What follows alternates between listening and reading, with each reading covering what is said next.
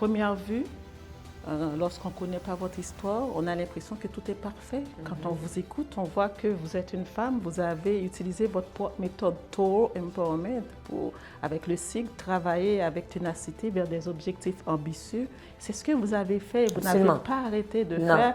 Et c'est ce que vous conseillez aux filles, aux femmes de peu partout dans le monde.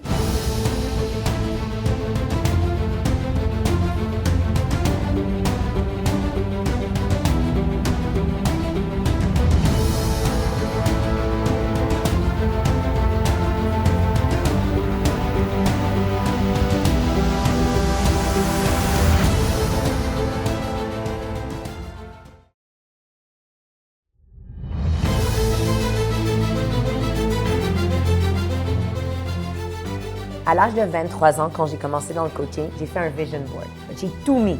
J'ai mis mes 2 enfants, j'ai mis ma voiture, un G-Wagon blanc, j'ai mis mon resort que j'appelais mon compound. J'ai mis un gros stage avec des milliers de personnes et j'ai dit que j'allais devenir une conférencière qui allait impacter des milliers de personnes. Tout ce que j'ai dans ma vie, tout ce que j'ai dans ma vie est sur ce vision board. Tout. Parce que dès qu'on a une vision claire de où on s'en va, c'est comme le GPS de ta vie.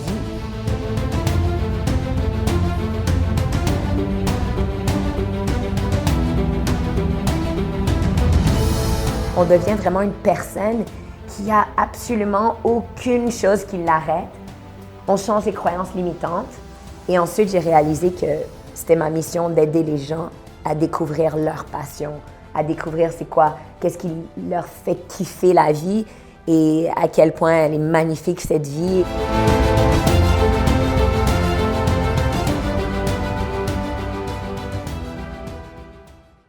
Mais il faut au moins donner le crédit aux gens qui disent « mais moi je vis le fait que, à part d'être une femme et de rencontrer des barrières systémiques, je suis aussi une femme arabe, je suis une femme noire, je suis une femme, peu importe, LGBTQ ou autre ».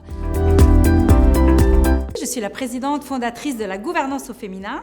Et mon objectif, en fait, en ayant créé cette organisation il y a bientôt 15 ans, c'est vraiment de m'assurer que les femmes puissent avoir tous les outils en main pour progresser au sein de notre société de manière équitable. Parce que oui, au Canada, notre objectif est d'avoir autant de femmes que d'hommes dans tous les secteurs et à tous les niveaux hiérarchiques, mais c'est très très loin de notre réalité.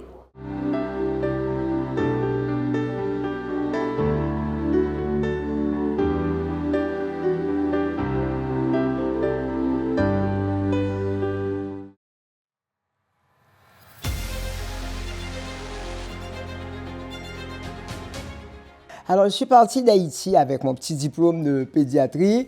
J'avais étudié dans un textbook d'environ 300 pages. Il y avait peut-être un paragraphe de 5 ou 6 lignes sur l'anémie falciforme.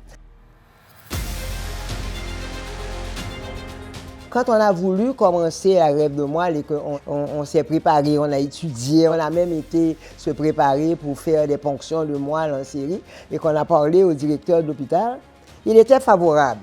Mais il ne voyait pas le bien fondé. Qu'est-ce que ça allait apporter de nouveau avec ces prix-là? Parce qu'il dit qu'il faut faire des chirurgies, il faut faire des appendicites. Alors finalement, il a fallu le convaincre, lui, et que lui, on monte un dossier qu'il aille devant le gouvernement. Et le gouvernement a dit, on arrête tout ça, là, parce que ça prend beaucoup de docteurs. Je travaille avec les organisations provinciales, mais je suis surtout maman d'un adulte qui vit avec cette maladie qu'on appelle drépanocytose en Afrique. Alors, j'œuvre dans ce milieu depuis qu'il est né. Mon fils est un adulte de 35 ans. Malgré toutes les avancées, l'accès aux soins est un problème pour les personnes affectées au Canada. Par exemple, comme je dis toujours, je dis qu'ils vivent dans des cages de prison de santé. Ce que je veux dire par là, c'est que si vous vivez avec l'anémie falciforme ou drépanocytose, comme on dit en Afrique, c'est que vous devez vous rendre dans un hôpital spécifique, là où vous êtes suivi. Vous ne pouvez pas vous rendre dans n'importe quel hôpital. Vous ne pouvez pas déménager d'une province à une autre. Il faut que vous vous assurez que vous avez l'hôpital, que vous sachiez où vous allez. Donc, on aimerait changer ça. On aimerait qu'il y ait des centres dans toutes les grandes villes, partout.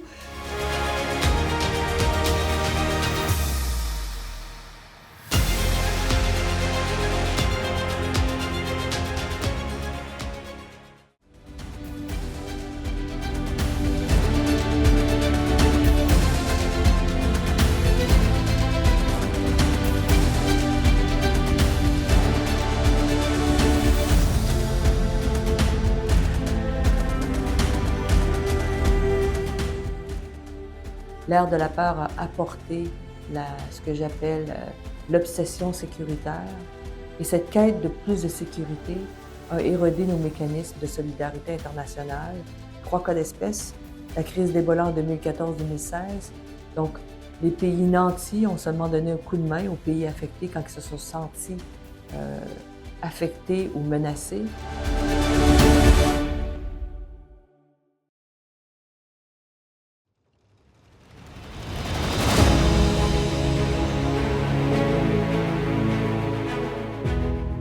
Quand on regarde des gens qui fouillent dans les recyclages, dans les poubelles pour trouver des canettes, pour trouver des objets, il y a beaucoup de jugement. Donc, il y a beaucoup de jugement. Il y avait aussi beaucoup de jugement par rapport à mon projet de dire tu as un bon salaire, tu as une bonne job, et là, tu vas aller t'abaisser à aller chercher dans les recyclages, dans les poubelles.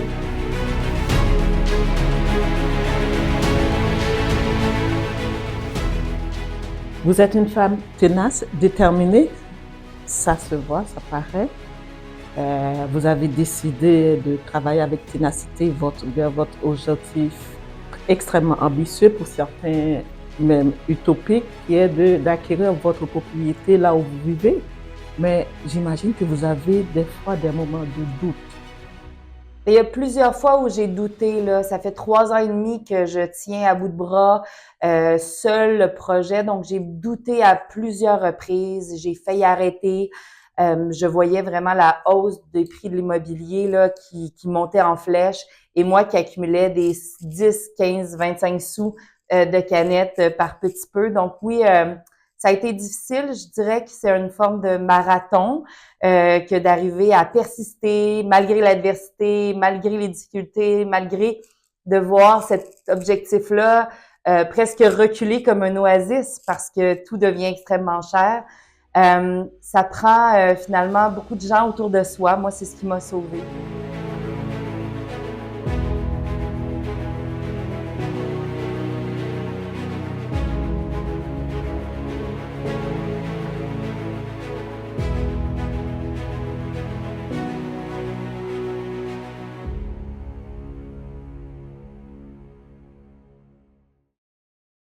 Bonjour, mon nom est Chantal Lacroix. On me connaît d'emblée plus comme animatrice, conceptrice, productrice d'émissions de télévision comme Donner au suivant, On efface et on recommence. Des émissions qui, évidemment, sont venues en aide à différentes personnes dans le besoin.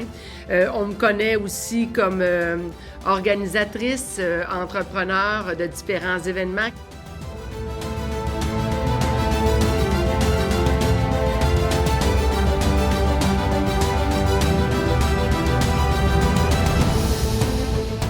Qui ont toujours un peu le même but, soit contribuer au bien-être des gens. Au fil des années, j'ai créé différents événements aussi pour amasser des fonds pour différentes fondations, différents organismes. Je considère que ça, c'est ma mission de vie, mais je pense que ça devrait être celle de tout le monde. Contribuer à un monde meilleur, se mettre en action pour améliorer la société dans laquelle on vit. Certains vont le faire à plus petite échelle, d'autres à plus grande échelle, mais je pense que ça devrait faire partie de la mission de tous et de toutes. Alors, au fil des années, plein d'événements que j'ai pu faire, amasser des fonds au travers des courses, au travers des levées de fonds avec le groupe Jean Coutu pour la santé mentale des enfants.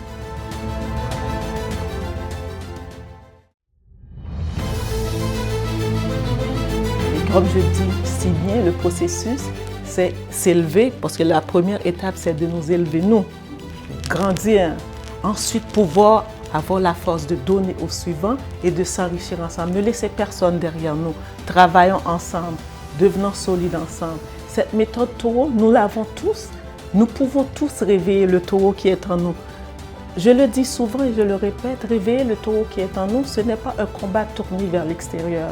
C'est le taureau qui est à l'intérieur de nous, qui est notre propre force intérieure, qui est notre propre capacité à nous élever, nous, qui est notre propre capacité à avoir cet empowerment individuel. Cet empowerment individuel que nous pouvons avoir et que nous pouvons mettre au service l'empowerment collectif, de l'empowerment collectif et de pouvoir avancer avec tout le monde et de pouvoir dire que ce soit avec nos communautés, nos propres communautés, que ce soit avec d'autres communautés aussi. Et je le répète encore comme j'aime bien le répéter. C'est s'élever, c'est grandir.